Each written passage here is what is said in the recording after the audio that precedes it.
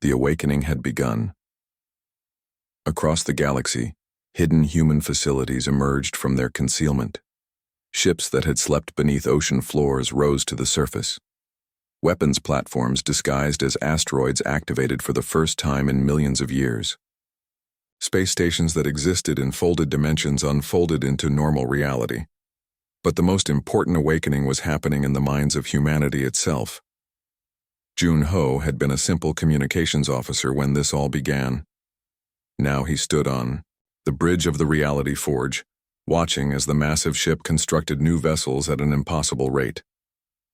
Raw matter flowed into the ship's manufacturing bays and emerged as completed warships within hours. "Status report," called Captain Haewon from her command chair. 12 new cruisers completed this hour, Jun-Ho replied. Weapon systems fully integrated, crews awakening from stasis now. All around them, the hidden human fleet was revealing its true size. What had appeared to be 17 ships was actually just the first wave.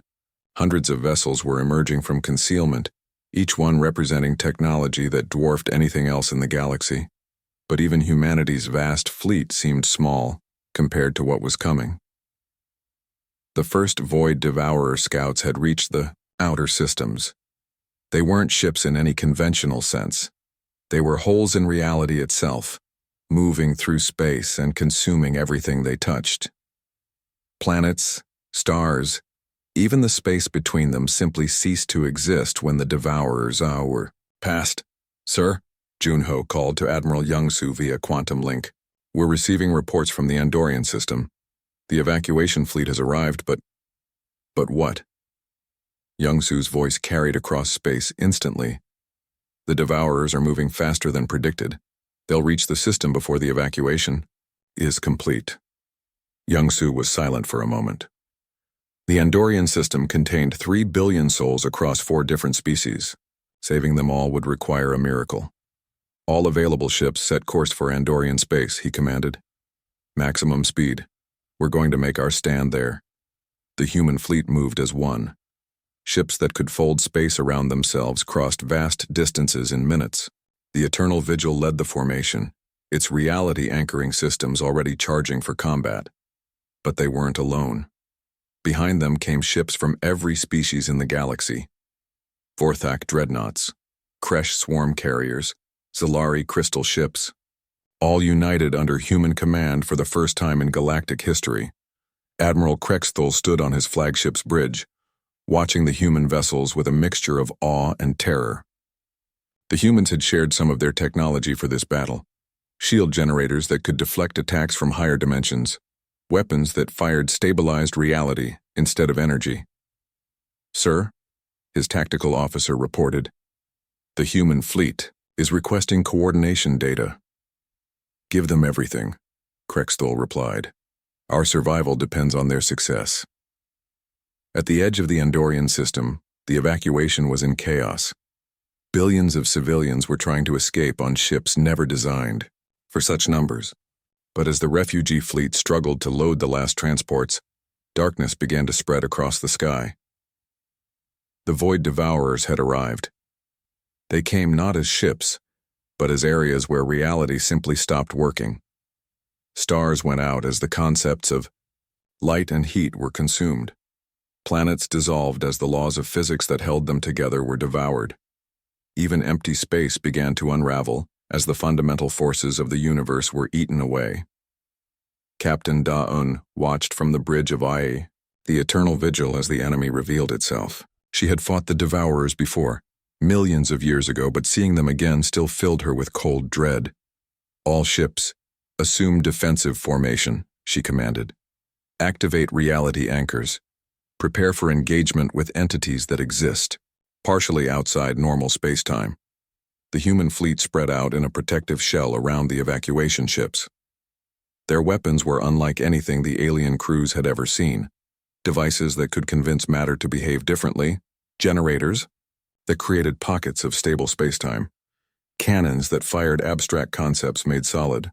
"First contact in 30 seconds, Wu Jin reported from his tactical station. Da-yun nodded grimly. "All ships, remember, these entities don't just destroy matter, They consume the very idea of existence. If they breach our reality anchors, everything we're protecting will be erased from history. The void devourers struck without warning. Areas of nothingness swept through space toward the human formation.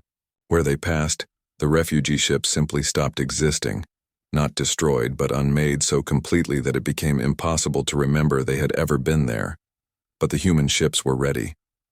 Reality anchors activated around the fleet, creating bubbles of stable space-time that the devourers couldn't penetrate. Weapons that fired concentrated existence struck back, forcing the entities to retreat into higher dimensions. Direct hit on the primary entity, Kyung-ho reported from the Star Reaper. It's pulling back to the 7th dimension. Pursue and engage, Young-soo commanded. Don't let it regroup. The battle that followed was unlike anything the galaxy had ever witnessed. Human ships phase-shifted between dimensions, chasing enemies that existed partially outside reality. Weapons that worked by convincing the universe to rewrite its own laws traded fire with entities that consumed the concepts that held existence together. Slowly, impossibly, the humans began to win. But victory came at a cost. Every use of their reality-altering weapons sent ripples through space-time. Every deployment of dimensional phase technology weakened the barriers between realities. The humans were saving the galaxy by becoming the very thing they had once feared to be.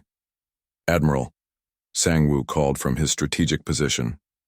We're receiving surrender requests from the remaining devourer entities. They're offering to return to the void between realities in exchange for a ceasefire. Young-soo stared at the tactical display. The human fleet had won, but barely. Half their ships were damaged. Their most powerful weapons were running low on the exotic matter needed to fuel them. But they had proven something important. The void devourers could be fought and defeated. Accepted, he said finally. But inform them that humanity will be watching. Any attempt to return to this reality will be met with immediate and overwhelming force.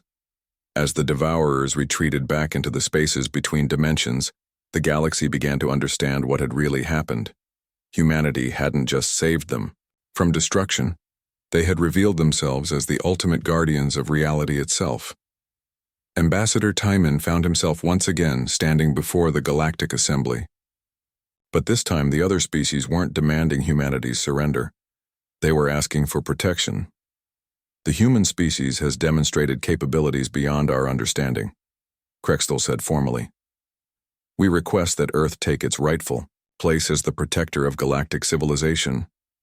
Taemin looked out at the assembled delegates, representatives of hundreds of species, all looking to humanity for leadership. It was everything his people had tried to avoid for millions of years. But the alternative was extinction. Humanity accepts the responsibility, he said finally. But understand, we will not rule you. We will protect you. There is a difference. What kind of difference? The Kresh Queen asked. Rulers demand obedience, Taemin replied. Protectors earn trust. We will defend the galaxy from threats beyond your ability to handle. In return, we ask only that you remember why we chose exile in the first place, because power without wisdom leads to tyranny. As the Assembly voted to formally recognize humanity as the galaxy's protectors, Young-soo stood on the bridge of his flagship and watched the stars. The age of hiding was over. Humanity's children would grow up knowing their true heritage, descendants of the greatest military civilization that ever existed. But they would also learn the most important lesson their ancestors had discovered. True strength came not from the ability to destroy, but from the wisdom to choose when not to use that power. The galaxy was safe, protected by guardians who had learned the hardest lesson of all, that the greatest victory was choosing peace over conquest, even when you possessed the power to rule everything. Humanity had come home not as conquerors, but as protectors. And in the end, that made all the difference. The stars shone a little brighter that night, secure in the knowledge that someone was watching over them, someone who remembered what it meant to fight for something greater than power, someone who had learned that the greatest weapon was not using the weapons you possessed. The children of Earth had finally revealed what they had been hiding. Not just ships and weapons, but the wisdom to use them only when no other choice remained. And the galaxy was better for it. 3 days after the retreat of the alien fleet, sensors across the galaxy began detecting something impossible. At the very edge of known space, where ancient star charts marked only empty void, reality itself was beginning to crack. Sang-Woo had been awakened from his deep sleep aboard the command vessel Eternal Throne. Unlike the other humans, he was not a ship captain or fleet officer. He was something far more important and infinitely more dangerous: a strategic consciousness. His mind had been preserved for millions of years because it contained knowledge that could not be allowed to die. He stood before a display that showed the galaxy in its entirety. Billions of stars, thousands of civilizations, countless species going about their daily lives. None of them knew what was coming. "Show me the distortion readings again," he commanded. The display shifted to focus on the galaxy's outer rim. At first glance, there was nothing unusual, just the normal darkness between star clusters. But Sang-Woo's enhanced senses could detect the subtle wrongness lurking there. Space was bending in ways that violated physics. Stars were dimming as their light was slowly drained away. Most disturbing of all, entire systems were simply disappearing from sensor readings, as if they had never existed. "How long do we have?" he asked the ship's intelligence. "Based on current progression rates, the distortions will reach inhabited space in approximately 18 months. The AI replied, "Full galaxy penetration estimated at 47 months. Sang-Woo closed his eyes and felt the weight of ancient memories. He had hoped never to see these readings again. He had prayed that the old enemy would sleep forever in the void between realities. The void devourers were waking up. Millions of years ago, they had been humanity's greatest enemy. Not a species in any recognizable sense, but something far worse. Entities of pure entropy that consumed not just matter and energy, but the very concepts that held reality together. When the devourers attacked, they didn't just destroy civilizations. They unmade them completely, erasing all trace that they had ever existed. Entire species would vanish from history, their achievements forgotten, their very names becoming impossible to speak.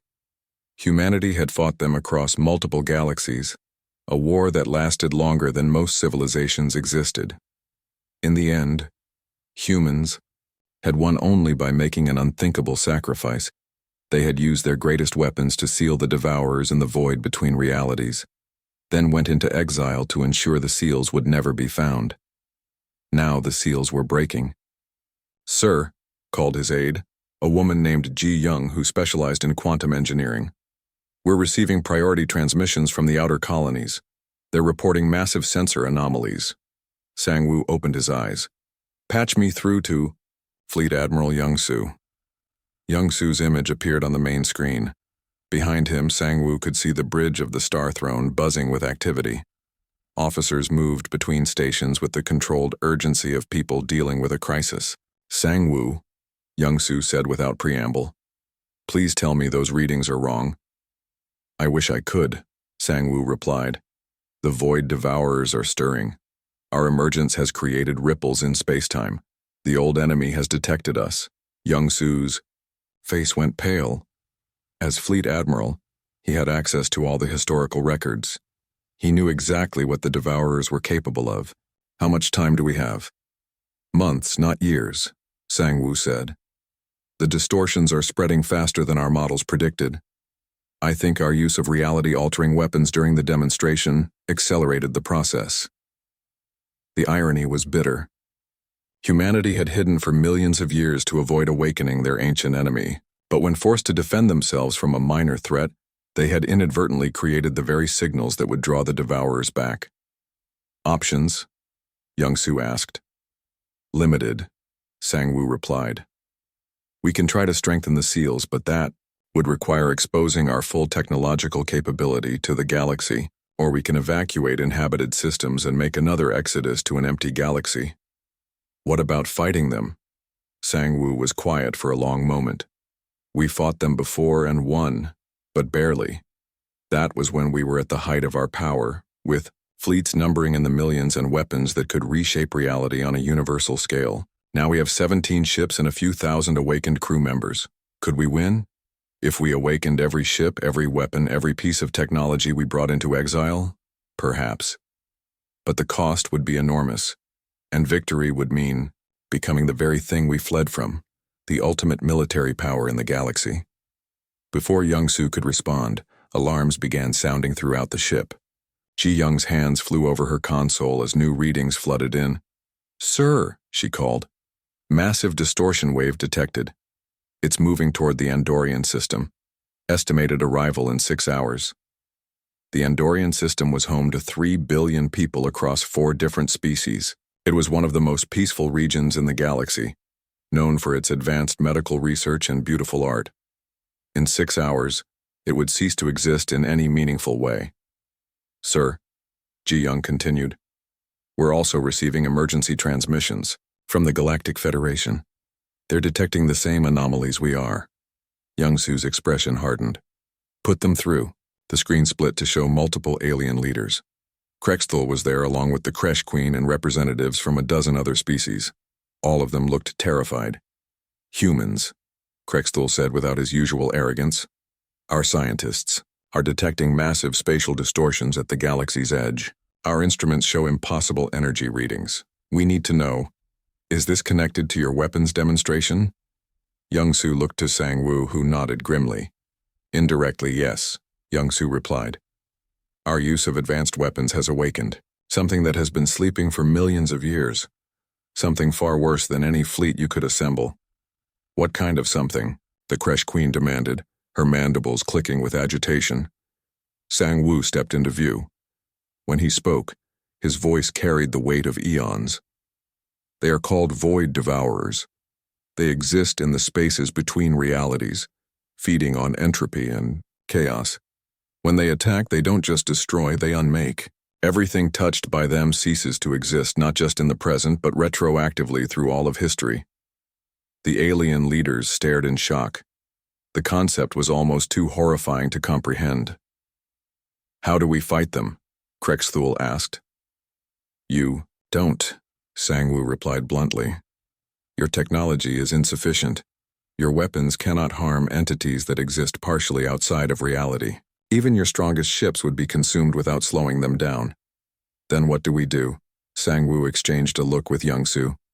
They both knew there was only one option, but it would change everything. "You accept human protection," Young-Soo said finally. "We have fought the Devourers before. We know their weaknesses.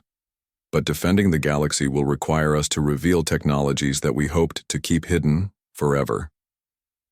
"What kind of technologies?" the Kresh Queen asked. "Reality anchors that can stabilize space-time itself," Sang-Woo replied. "Weapons that fire concepts instead of energy. Ships that exist in multiple dimensions simultaneously. Technology that your scientists would consider impossible." "And in return?" Krexthul asked, though he already knew the answer. "Humanity becomes the galaxy's protector," Young-Soo said. "Not its ruler, but its guardian. Every species maintains its independence, but all major military decisions go through human command.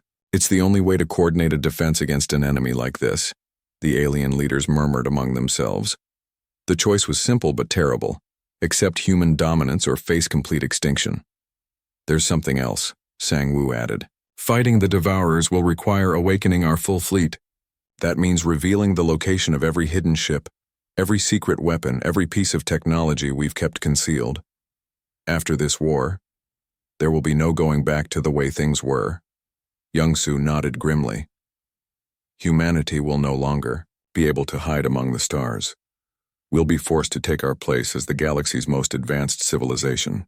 Through the viewports of his ship, Sang-Woo could see stars beginning to dim at the galaxy's edge. The Void Devourers were coming, and nothing would ever be the same. "Choose quickly," he said to the alien leaders. "The first wave will reach inhabited space in 18 months. If we're going to save this galaxy, we need to start preparing now." As the transmission ended, Sang-Woo turned to Ji-Young. "Begin awakening protocols for all hidden facilities. full mobilization, and send a message to every human colony.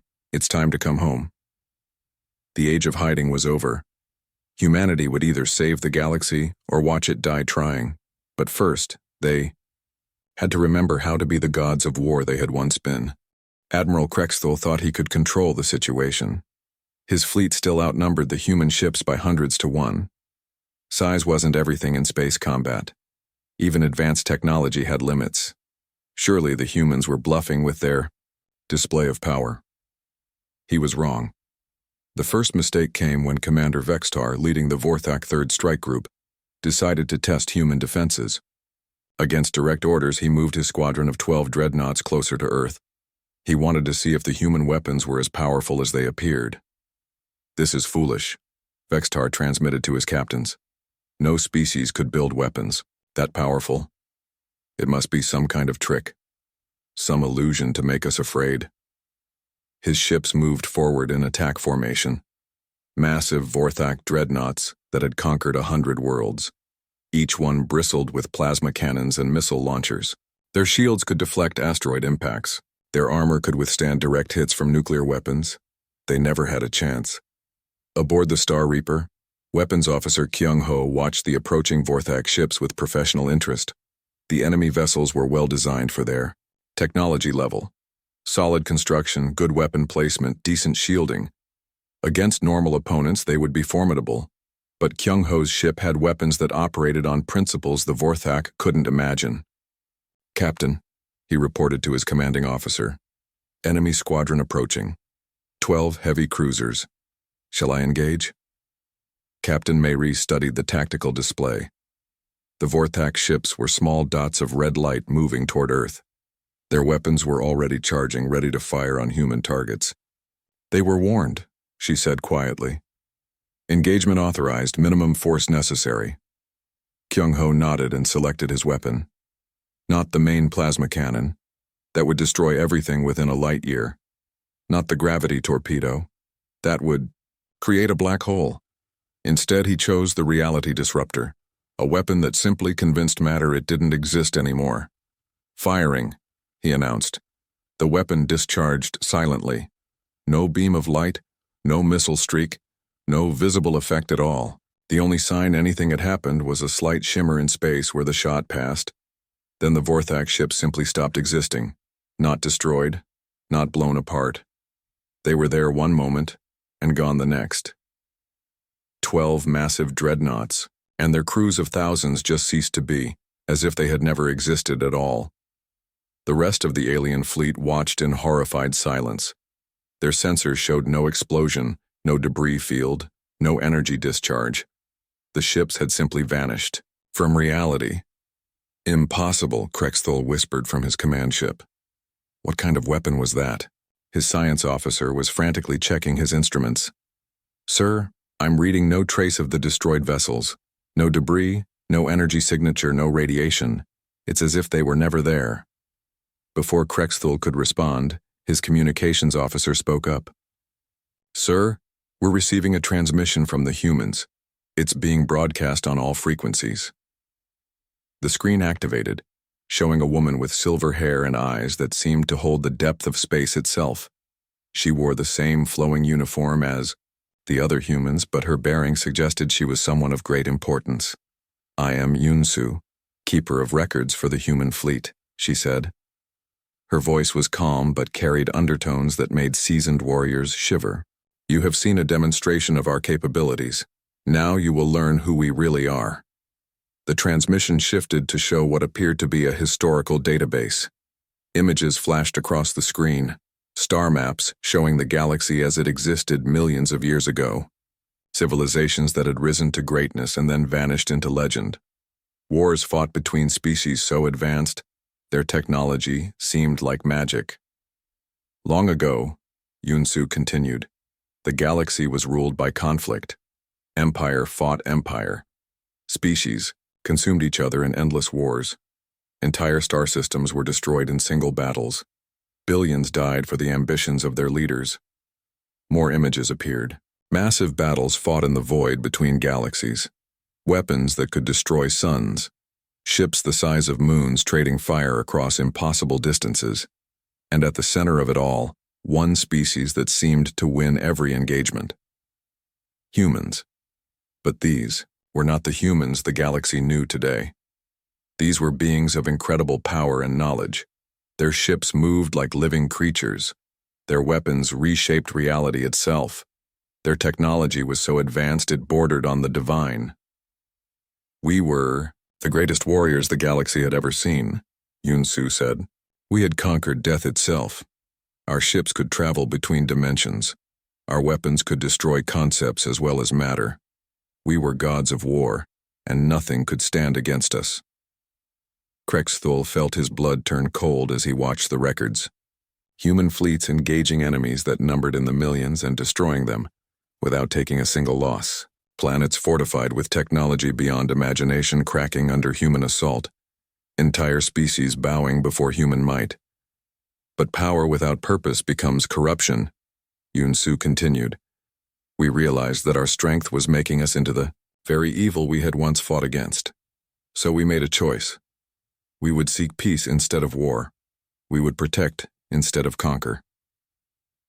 The images changed to show the great exodus. Thousands of human ships leaving their home galaxy behind, traveling to distant star clusters where they could start over, finding empty worlds where they could build new civilizations based on peace instead of violence. We came to this galaxy, not as conquerors but as refugees, Yunsu said. We hid our ships beneath the surface of worlds. We sealed away our weapons. We chose to appear weak so that our children could live without the burden of our past. Krexthul understood now. The primitive humans his species had dismissed were not primitive at all. They were the descendants of gods who had chosen to give up their power for the sake of peace. For millions of years we lived quietly, Yunsu continued. We hoped that the galaxy would learn to solve its problems without violence. We wanted to believe that other species could grow beyond the need for conquest and domination. The transmission showed recent events, the formation of the Galactic Federation, the rise of new empires, species spreading across the stars, claiming territory, fighting wars that seemed small compared to ancient conflicts but still left billions dead. But some lessons must be learned the hard way, Yunsu said. You have threatened our peace. You have demanded our surrender. You have forced us to reveal what we hoped to keep hidden forever. The historical records ended, replaced by real-time images of the human fleet.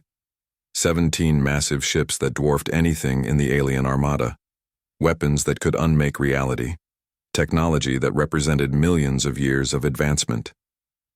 This is who we really are, Yunsu said.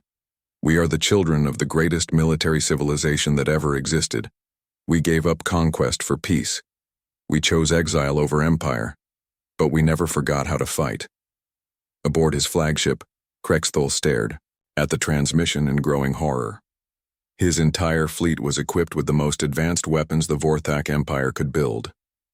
They had ships that could level continents and armies that had never known defeat.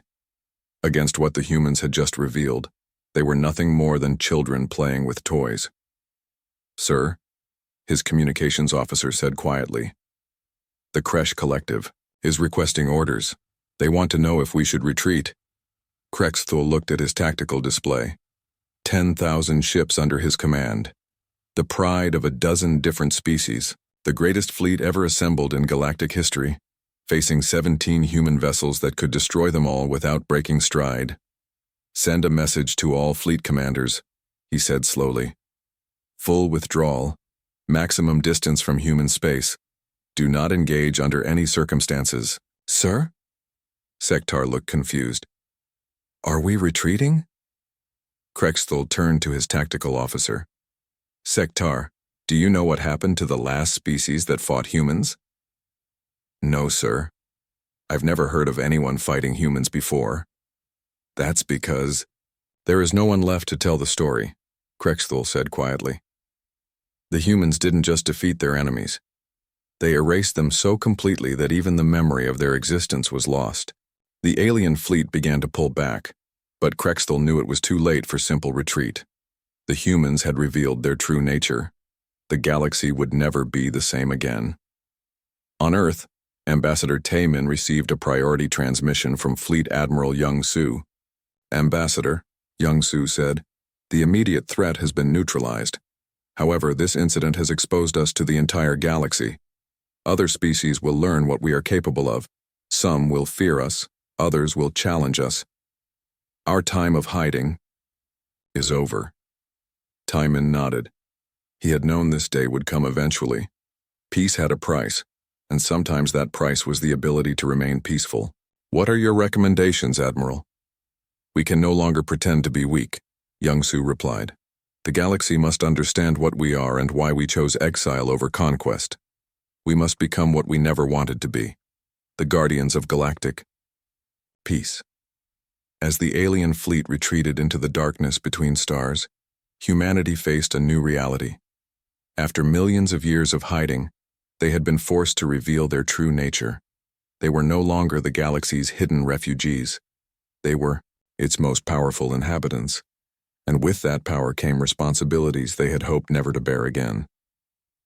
Captain Dayun stood on the bridge of the Eternal Vigil and marveled at what she saw. The ship was exactly as she remembered it from 67 million years ago, but also somehow different. The metal walls hummed with life. The control panels glowed with soft blue light. Everything was perfect, preserved by technology that could halt time itself. Her crew was waking up around her. Wu Jin emerged from his stasis pod and immediately took his position at the tactical station. His fingers moved across controls that looked like flowing water, calling up weapon systems that had been sleeping for eons. All primary weapons online, he reported. Plasma cannons at full charge, gravity manipulators ready for deployment. Reality anchors activated. Hai-Jin slid into the engineering station with practiced ease. Her console showed the massive ship's vital signs, power levels that could fuel entire star systems, engines that could move faster than light itself, shields that could deflect black holes. Engineering reports all green, she said. Fusion cores operating at optimal efficiency, space-time drives fully functional, hull integrity at maximum. Dong Hyun took his place at navigation. His station showed not just the local area, but maps of entire galactic clusters. Star charts that marked the positions of civilizations that had risen and fallen while humanity slept. Navigation ready, Captain, he reported. All star charts updated. Current position confirmed. Da-un nodded as she settled into her command chair. The seat molded itself to her body, connecting directly to her nervous system. Suddenly she could feel the entire ship as if it were an extension of herself. Every sensor, every weapon, every system responded to her thoughts. Status of the fleet? She asked. 17 major vessels fully operational, Wu Jin replied. The World Breaker is emerging from the Pacific Trench. The Star Reaper is finishing deployment from the Himalayan range. The Void Walker is rising from the Arctic ice.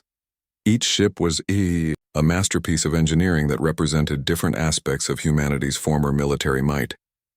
The World Breaker was designed for siege operations. Its main cannon could crack planets in half. The Star Reaper was built for fleet combat, bristling with weapons that could destroy hundreds of enemy ships at once. The Void Walker was a stealth vessel that could become invisible to all known sensors. But the most impressive sight was the ship emerging from what had been the Sahara Desert. The Reality Forge was not just a warship, it was a mobile factory that could build anything humanity needed. Raw matter went in one end and came out as finished vessels, weapons, or entire space stations, ma'am, called Hai-Jin from her station. We're receiving a priority transmission from Fleet Admiral Young Soo. The main screen flickered to life. Young Soo appeared, looking exactly as he had millions of years ago. His silver hair caught the light from his ship's displays, and his eyes held the weight of countless battles. All vessels, this is Fleet Command, he said. We have been dormant too long. The galaxy has forgotten what we are capable of. It's time to remind them. Da-Yun felt a thrill run through her crew. They had been warriors once, the greatest the galaxy had ever seen. They had given up that life to seek peace, hiding their true nature so their children could live without the burden of war. But peace had not protected them. The galaxy still operated by the same rules. The strong dominated the weak. Nothing had changed in 67 million years. Fleet orders are as follows, Young-Su continued. We will demonstrate our capabilities to the hostile forces. Full display of power. Show them what they're really dealing with. But remember, we are not conquerors. We are protectors. We fight only to defend what is ours.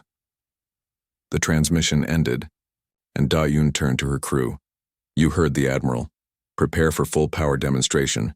Wu Jin, target the empty space between the alien fleet and our position. I want them to see what our weapons can do without actually hitting them. Understood. Captain selecting target coordinates. Meanwhile, at the edge of the solar system, Admiral Krexthul was receiving reports that made no sense. His sensor operators were detecting massive energy readings from Earth's surface. Ships were appearing that registered as larger than space stations. The humans seemed to be deploying some kind of secret weapon. Sektar, Krexthul called to his tactical officer. What are you reading from the human homeworld? Sektar stared at his displays in confusion. Sir, the readings don't make sense. I'm detecting at least 17 massive vessels. Each one is registering energy output levels that should be impossible. Show me. The tactical display updated to show the human solar system. Red dots marked the positions of the alien fleet at the system's edge. But now there were new contacts near Earth, blue dots that pulsed with power readings beyond anything in Krexthul's database. Those ships are huge, Sektar said quietly. The largest one is bigger than our entire command group. Krexthul studied the display. Something was very wrong. Humans were supposed to be a young species with primitive technology. They shouldn't possess vessels that dwarfed Vorthak dreadnoughts. Are you certain these readings are accurate? I've checked 3 times. Sir, the sensors are working perfectly. Those ships are real, and they're enormous. Before Krexthul could respond, his communications officer spoke up. Sir, we're receiving a transmission from the human fleet. It's coming through on quantum frequencies. Krexthul froze. Quantum communication was theoretical technology. Even the Vorthak Empire hadn't mastered it. How could primitive humans be using it? Put it through. The main screen activated, showing the bridge of a vessel unlike anything Krexthul had ever seen. The human who appeared was tall and commanding, wearing a uniform that seemed to be made from liquid starlight. When he spoke, his voice carried the authority of ages. I am Fleet Admiral Young-Su of the Human Defense Force, he said.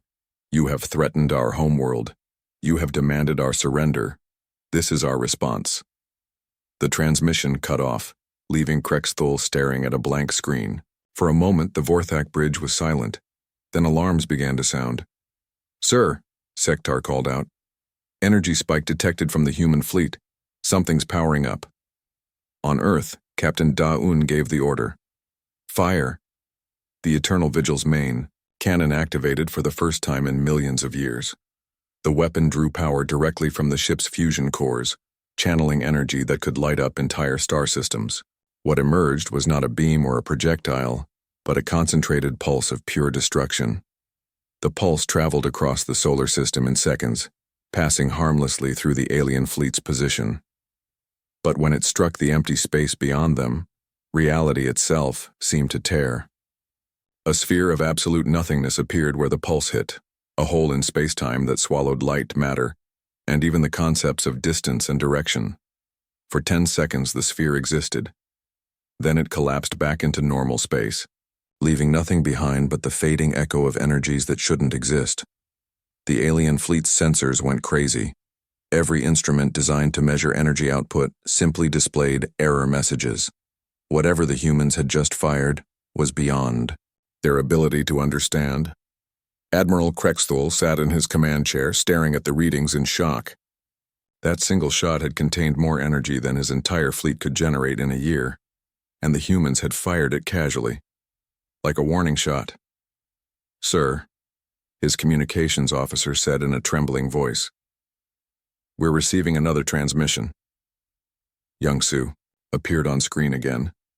This time his expression was completely calm. That was a demonstration. Our weapons are capable of much more. We suggest you reconsider your position. But Krexthul was no longer focused on the Admiral's words. Behind Youngsu, he could see the bridge of the human ship. The technology was unlike anything he had ever encountered. Control surfaces that looked like flowing liquid. Displays that showed three-dimensional star maps floating in midair. Crew members who moved with the confidence of beings who had mastered forces beyond imagination. Most disturbing of all were the crew members themselves. They looked human, but something was different about them. Their eyes held depths that spoke of experiences spanning geological ages. They moved with the precision of people who had fought wars between galaxies and won. Impossible, Krexthul whispered. How long have they been hiding this? His science officer, a Vorthak named Gexthul, was studying the energy readings from the human weapon. Sir, based on the power output, that ship's technology is at least 1,000,000 years ahead of ours.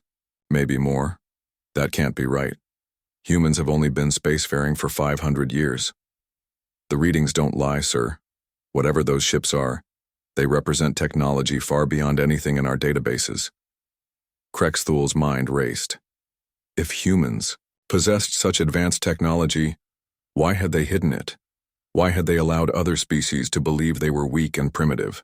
The answer came to him slowly, filling him with a cold dread that had nothing to do with the temperature on his ship. They had been hiding because they didn't want to fight. They had pretended to be weak because they were actually strong beyond measure, and now the Vorthak Empire had forced them to reveal their true nature. Sir, Sektar called from his station.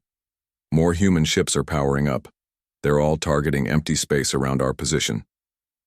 Through the viewports, Krexthul could see lights beginning to shine in the direction of Earth. Not the... Sunja stood before the most secure computer terminal on Earth. The screen glowed with symbols that hurt to look at directly. These weren't human letters or numbers. They were something far older, something that predated every civilization in the galaxy. Her fingers moved across the keyboard with practiced precision. Each keystroke required biometric confirmation. Retinal scan, DNA sample, even brainwave patterns. Only 12 humans in history had ever possessed these clearance codes. Now Sunja was using them to wake up the sleeping giants. The command center around her had fallen silent. Every technician, every officer, every analyst watched as she entered the final sequence. The last code that would change everything. Authorization accepted. The computer announced in a voice that seemed to echo from the depths of time. Protocol Omega is now active. Beginning awakening sequence. Deep beneath the Pacific Ocean, Hyun-woo watched his instruments go crazy. The sonar screen showed impossible readings. The metal formations he had studied for years were not just moving, they were unfolding, like flowers blooming in the deep darkness. My God, he whispered as the true shape became clear. It wasn't a formation. It wasn't a structure. It was a ship. A ship so massive that entire cities could fit inside its smallest sections. The hull stretched for kilometers in every direction. Gun turrets the size of skyscrapers emerged from hidden compartments. Shield generators that had been disguised as coral reefs powered up for the first time in ages. And at the front of the vessel, letters became visible through the murky water, letters that spelled out a name, Eternal Vigil. Similar scenes played out across the planet. In Antarctica, Minho watched the ice sheet crack like an eggshell. What emerged was not rock or metal, but something that seemed to bend light around itself. A ship that appeared to be made from crystallized starlight. The Ross ice shelf is completely gone, he reported over his radio, his voice shaking. There's a ship underneath. No, not a ship. A city. A flying city. The vessel that rose from the Antarctic ice was even larger than the one in the ocean. Its hull was smooth and curved, like it had been grown rather than built. Towers and spires jutted up from its surface. Windows glowed with soft blue light. As it lifted free from the ice, Minho could see smaller ships attached to its underside like barnacles on a whale. But the most shocking awakening happened in the Himalayas. Wu Jin was part of a geological survey team studying unusual readings in the mountain range. They had detected strange metal deposits buried deep beneath the peaks. What they found was beyond imagination. "The mountains are moving," Wu Jin spoke into his radio, his voice barely steady. "The entire range is... It's not mountains. It's a ship. The whole mountain range is one massive ship." The Himalayas began to unfold like a mechanical puzzle. What had appeared to be natural rock formations were actually hull plating designed to look like stone. Rivers and valleys were cooling vents and access corridors. The highest peaks were weapons platforms that had been sleeping for millions of years. As the ship revealed itself, it dwarfed everything around it. The vessel was so large it had its own weather patterns. Clouds formed around its upper sections. Lightning danced between its communication arrays. When it fully activated, the ship's energy output was visible from space as a pillar of light that reached toward the stars. Similar awakenings occurred around the globe. The Amazon rainforest split open to reveal a ship designed like a living ecosystem. The Sahara Desert shifted and moved as something beneath it stirred to life. Ocean trenches that had been mapped for centuries turned out to be docking bays for vessels beyond human comprehension. Each ship was different. Each one represented a different aspect of humanity's forgotten heritage. Some were built for war, bristling with weapons that could crack moons. Others were designed for exploration, their hulls covered with sensors that could map entire galaxies. A few were mobile cities, capable of housing millions of people in perfect comfort. But they all shared one thing in common. They were old. Older than any civilization currently in the galaxy. Older than the Vorthak Empire or the Kresh Collective. Older than the very stars that lit the local cluster. In the command center, Sunja watched as reports flooded in from around the world. 17 major vessels had awakened so far. Dozens of smaller ships were emerging from hidden locations. The oceans boiled as massive forms rose from the depths. The sky filled with shadows as ships the size of continents took their positions. "Ma'am," Jae-ho called from his station. "We're receiving a transmission. It's coming from the Eternal Vigil." The main screen flickered to life. A figure appeared. Human, but somehow more than human. The woman wore a uniform that seemed to be made from liquid metal. Her eyes held the weight of ages as if she had seen the birth and death of stars. "This is Captain Dayun of the Eternal Vigil," she said. Her voice carried authority that had been earned over countless battles. "Requesting permission to assume fleet command." Sunja straightened. She had studied the old protocols, but seeing them in action was different. "Permission granted, Captain. All defense forces are now under your command." Dayun nodded. "Understood. Beginning coordination with awakened vessels. How long since the last activation?" 67 million years, Sunja replied. For a moment, something like sadness flickered across Dayun's face. "A long sleep. We had hoped never to wake again. What is the threat level?" Sunja gestured to the tactical display showing the alien fleet. 10,000 enemy vessels at the edge of our system. They have given us 72 hours to surrender." Dayun studied the display for a long moment. Then she smiled. It was not a pleasant expression. "They have no idea what they're dealing with, do they?" "None at all," Sunja confirmed. "Good. That will make this easier. All vessels, this is Fleet Command. Begin activation sequence. Prepare for combat operations." Across the awakened fleet, systems that had been dormant for eons hummed to life. Weapons that could shatter planets charged their power cells. Shields that could deflect entire star fleets flickered into existence. Engines that bent space and time themselves began their startup cycles. But the most important awakening was happening in the deepest chambers of each ship. Crystalline pods that had protected their occupants for millions of years began to open. Inside each pod was a human, but not the kind of human that currently lived on Earth. These were the original humans, the ones who had fought wars between galaxies, the ones who had mastered technologies that other species couldn't even imagine, the ones who had chosen exile over conquest, peace over power. Youngsu was the first to emerge from his pod aboard, the command ship. He was tall and lean with silver hair that seemed to move on its own. When he opened his eyes, they glowed with inner light. He had been the fleet admiral when the great exodus began. Now he was waking to find his people threatened once again. "Status report," he said as he stepped from the pod. His voice echoed with power that made the ship's hull vibrate. "Sir," replied his aide, a woman named Hye Jin who had also just awakened. "Hostile fleet detected at system perimeter. 10,000 vessels of various classes. Technology level approximately 7,000 years behind current capability." Young-Soo nodded as he pulled on his uniform. The fabric seemed to flow like liquid metal, adjusting itself to fit perfectly. Command insignia appeared on his shoulders, stars that actually glowed with captured starlight. "Time since last deployment?" 67 million years, sir." Young-Soo paused. "So long. So many ages had passed while they slept. Entire species had risen and fallen while humanity hid among the stars, pretending to be primitive and weak. Any sign of the old enemy?" "No, sir. No void devourer activity detected." Relief flooded through Young-Soo. The ancient enemy that had driven humanity into exile still slept. That was good. These new aliens were just bullies looking for easy prey.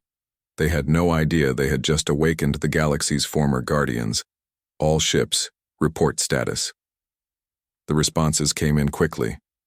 17 major vessels fully operational, 43 smaller ships active and ready, weapon systems at full capacity, shield generators operating at maximum efficiency, crew revival proceeding on schedule. Young-Soo walked to the bridge of his massive ship. Through the viewports he could see Earth below. Such a small blue world. But it had been humanity's sanctuary for so long. The place where they had learned to be peaceful, where they had hoped their children could live without the burden of ancient wars. Now that peace was threatened. "Open a channel to the alien fleet," Young-Soo commanded. "Sir," his communications officer replied. "They're quite far out. Standard radio will take. Use the quantum transmitters."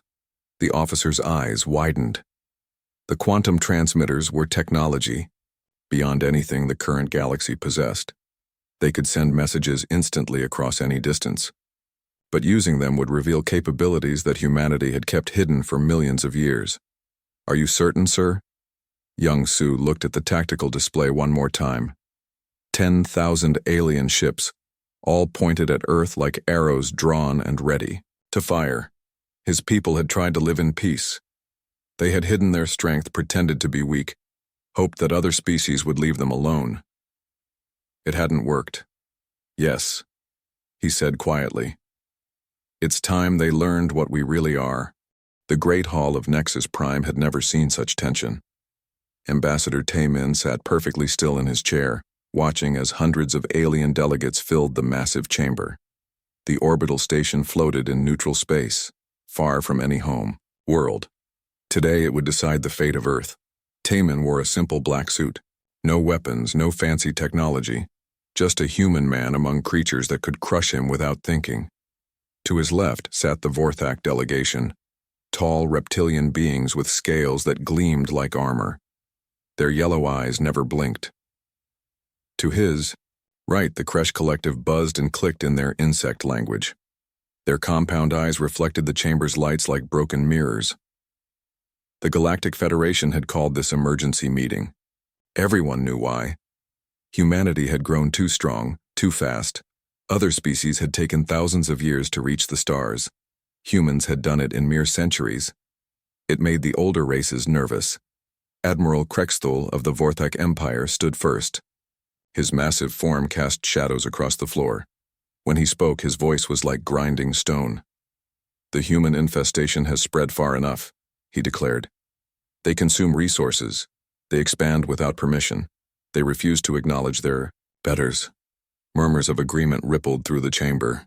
The Kresh Queen clicked her approval. The crystalline Zalari chimed in harmony. Dozens of other species nodded or made their own sounds of support. Taemin remained calm. He had expected this. Earth's intelligence networks had been tracking the growing alliance for months. Sunja had warned him this day would come. "We offer humanity a choice," Krexthul continued. "Submit to tributary status. Hand over your mineral rights. Accept Vorthak protection, or face the consequences."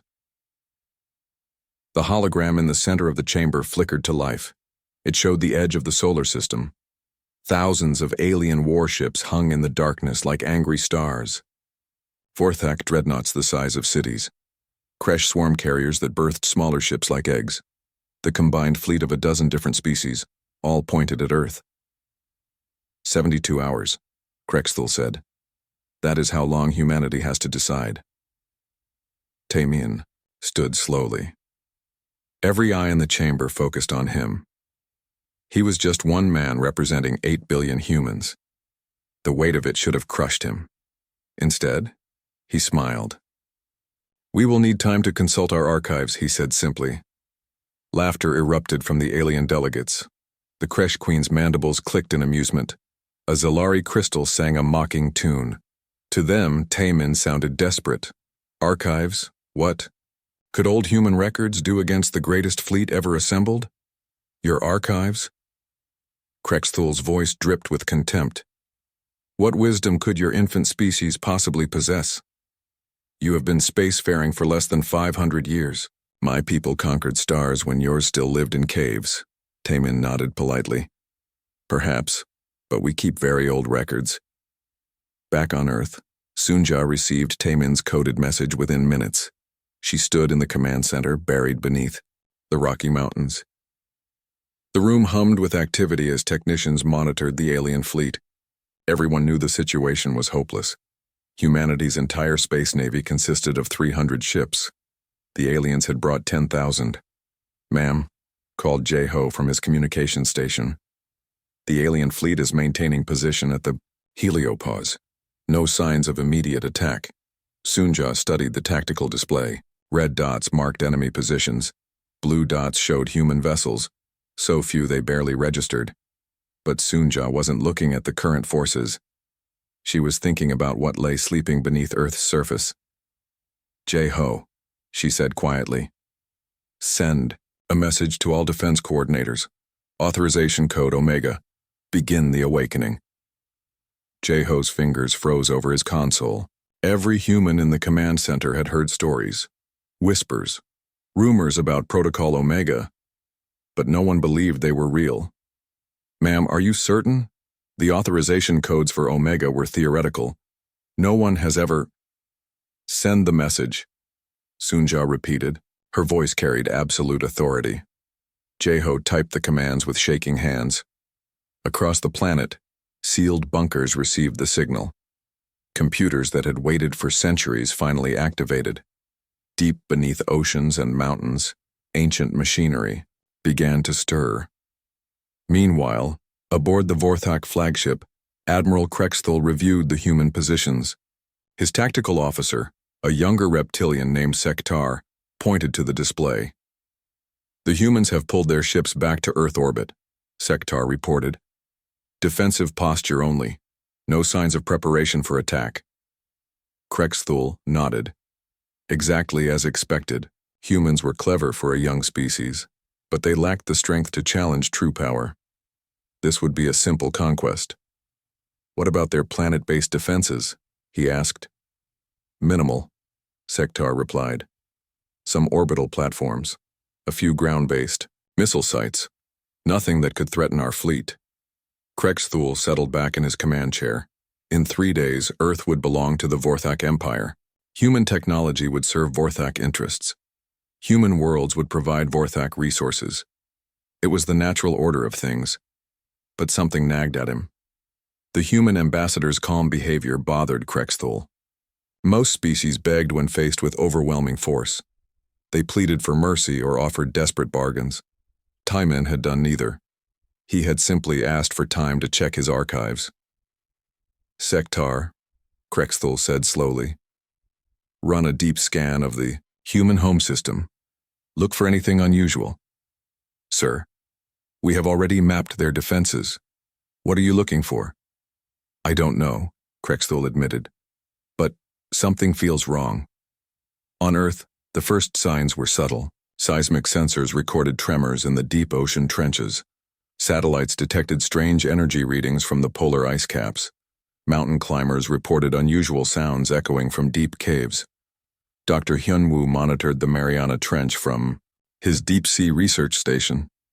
For years he had studied the strange metal formations on the ocean floor. His instruments showed they were artificial, but no one listened. The shapes were too big, too old. They couldn't be made by humans. Now those formations were moving. "This is impossible," Hyunwoo whispered as he watched his sonar display. The metal structures were rising from the seafloor. They were enormous, larger than any ship ever built, and they were definitely artificial. His radio crackled to life. "Dr. Hyunwoo, this is Earth Defense Command. We need you to maintain position and keep monitoring. Do not approach the objects under any circumstances." "What objects?" Hyunwoo asked. "What's happening down there?" "You'll understand soon enough," the voice replied. History is waking up. Similar calls went out across the globe. To Minho at the Antarctic Research Station, who watched ice sheets crack and split as something massive pushed up from below. To research teams in the Himalayas, where mountains began to shift and change shape.